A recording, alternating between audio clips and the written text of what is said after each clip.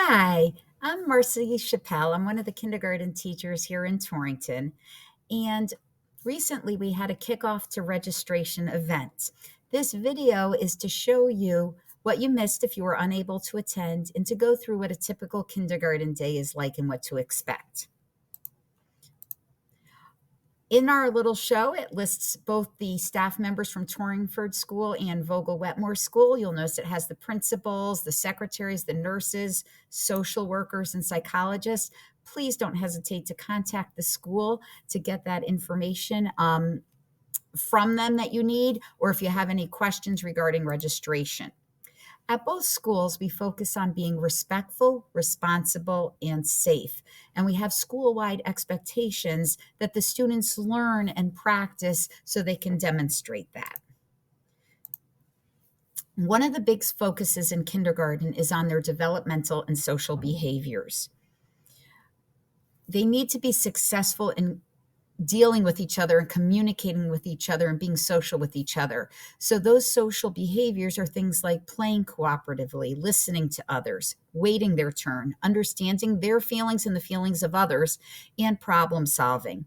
We use a program called Second Step to help us with this, and the students learn different strategies for dealing with all sorts of concerns or issues that they may have. Remember that students learn best when their physical and emotional needs are met, and they need to feel safe and secure. In kindergarten, we do a lot of choice and exploration. They're involved in a lot of active hands-on activities. They learn in social context. If you look at this picture right here, you can see that the kids are talking to each other. They're learning together. They're trying a different science activity to see what's going on. And they get a chance to express different ways in which they've learned. In a typical day in kindergarten, if you're looking at this list, you're thinking, that's a lot of things. It is a lot of things. And I'm going to be going over many of those things with you. One thing I do want to point out to you is the start time of school and when dismissal is. It is so important for your child to be on time to school. We start the day with a routine, which I'll talk a little bit more about in a minute. And if they're late for that, they miss out on many things. Also, we encourage people to try to schedule appointments for either before school or after school with as limited disruption as possible. Attendance is a big part of kindergarten. This isn't the kindergarten of old. As you can see from this list, we are doing many, many things throughout the day. So when a student's not here, they're missing on all of these educational and fun learning activities. When the students enter the school, they come on in. Teachers are there to greet them as they get used to the school. They go to their classrooms on their own with adults lined in the hallway to help them get there. They get up to their rooms and there's a routine. They know what to do about putting their stuff away, getting ready, and they're starting the day and ready to learn.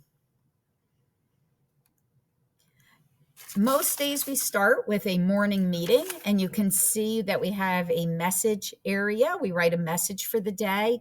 Students get a chance to greet each other, maybe sing a song, things like that.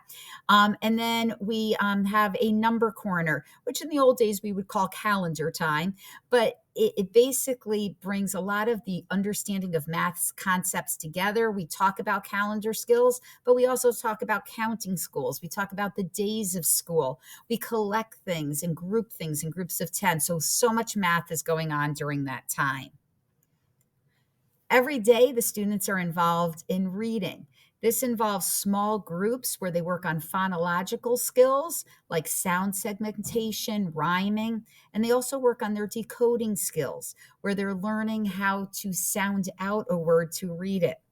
They work individually, they work with a partner, they have things with book bins with books that are appropriate for them to read and other reading materials. We also use our iPads for things like Lexia and Epic, which are two programs that help them with reading as well. Sometimes books are sent home, other times they're not, and we read them in school. It really depends, and you'll see books coming home a good portion of the time. Reading aloud is another critical part of our reading curriculum. Students listen to books throughout the day. We discuss them, we talk about them. And this is my time to emphasize, please be reading to your children at home. It's such a special time when you're sitting right next to your child and reading with them. And they just love looking at books, even if it's the same book over and over again. Another program that we have at school is called Foundations, and that goes along with our reading program because in that program we learn the letter names, the letter sounds, how to write the letters, and how to blend the letter sounds together to read new words. We also have a writing program, and yes, believe it or not, those are kindergarten students writing stories. And let me get right to this, where you see the stages of writing. Many come to kindergarten at the level 1, where they might be scribbling, just making some lines on a paper. Then if you notice, they'll get into the pictures. We do a lot with drawing pictures, and they start to label their pictures. They start to try to get some letters written down. Then they might start to sound out a little bit, and they sound out more, and eventually they get to where they're writing longer and longer sentences and stories.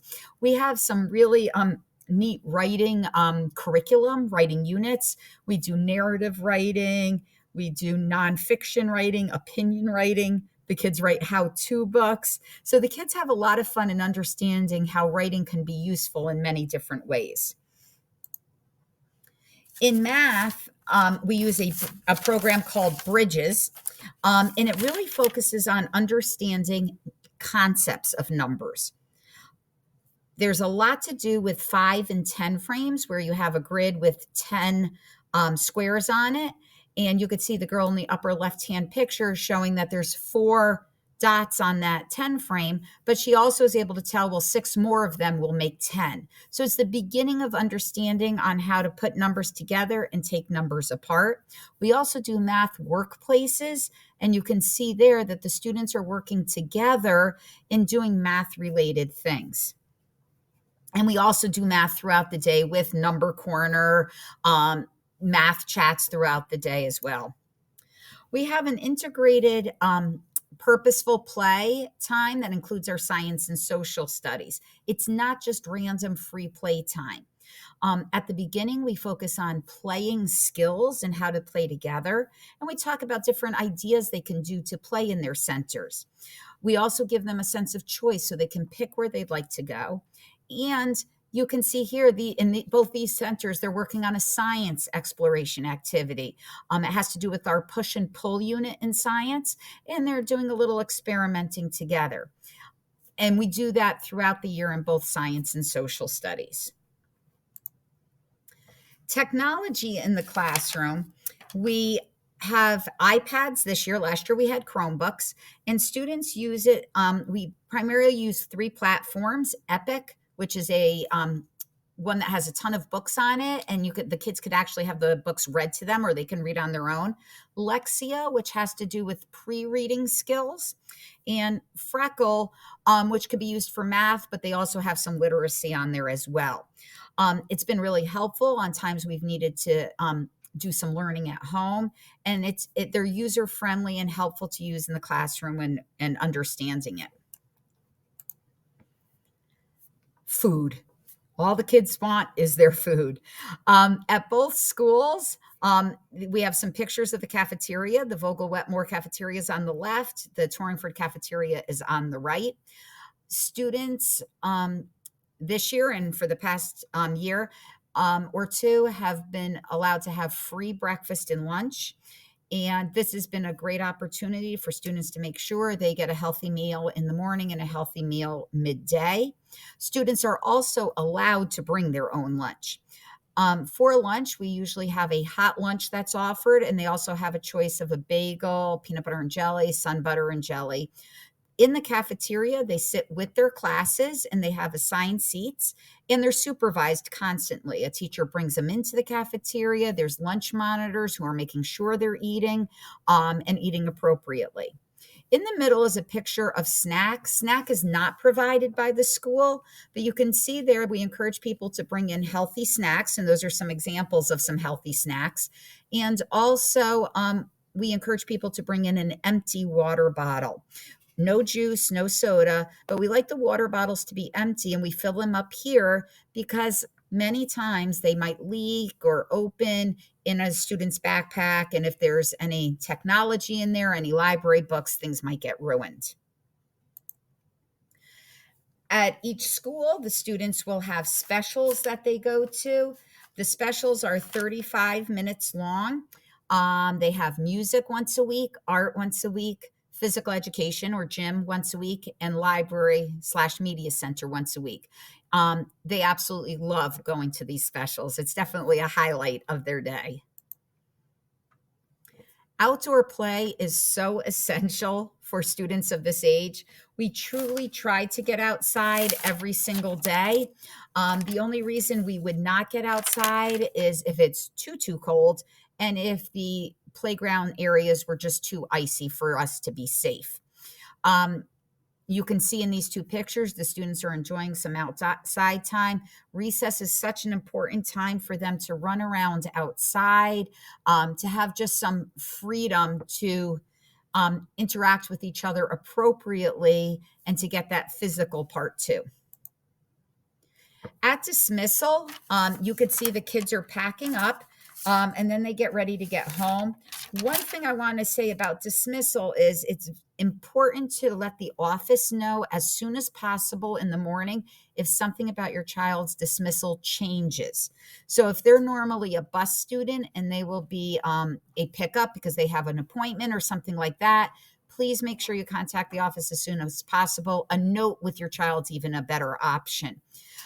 It does get confusing if dismissal things are changed a lot, so we really encourage it to be the same every single day.